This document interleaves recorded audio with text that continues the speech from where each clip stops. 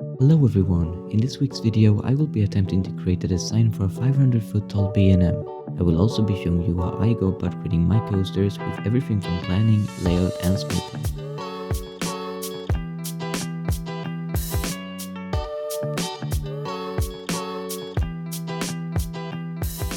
The first step in this process is to use terrain paint to create a rough layout of the coaster that you are creating. This works really well for me since I have a hard time just making up a layout on the go. This could also help you if you're working in a small space where every part of the coaster needs to be planned out beforehand.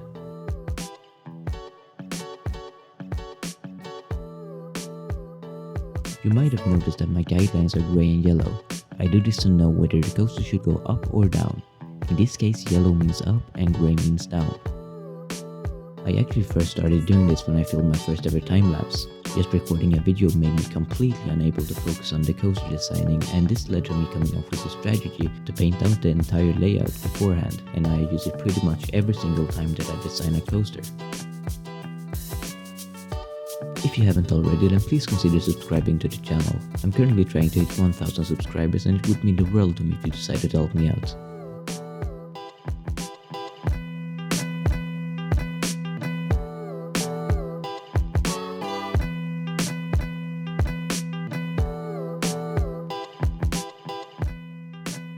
The second step is to create the layout of the coaster. In my case I went for the Giga Coaster model since it fits the type that I'm looking for the best. As you can see, the lift hill ended up being 500 feet tall or about 150 meters, just as I said in the beginning of this video. The thing is that the goal was originally to create a B&M Strata coaster or a 400 foot tall one, but I accidentally got it wrong in the translation between meters and feet.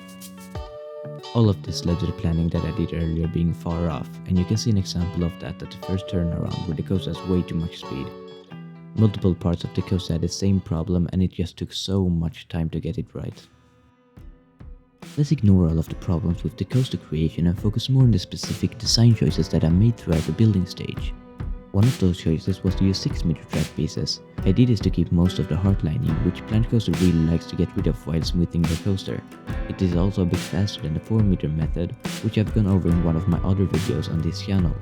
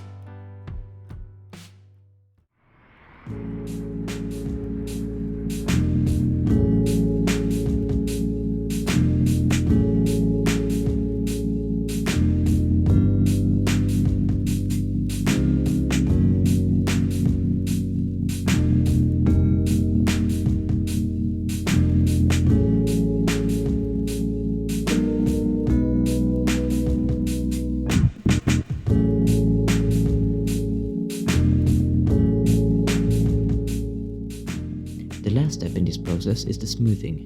I will just go over the strategy that I used in this video and also some other good options. The first step in my method is to select 2 or 3 track pieces next to each other. You can do this by adjusting the slider that is on each end of the selected track piece. When the pieces are selected, you should press the smooth all button and move one step forward by pulling the middle slider.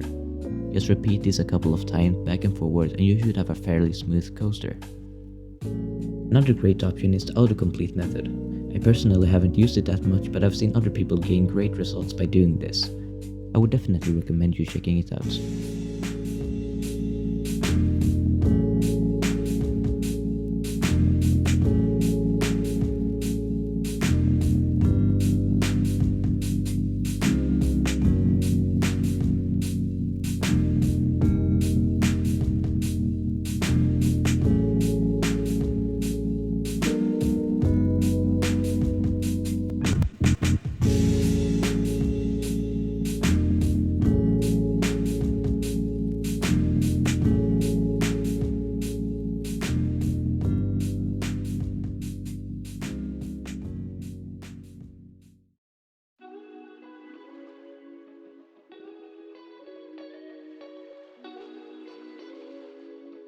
With every single step completed, as well as some custom supports, I feel more than ready to show you my finished products.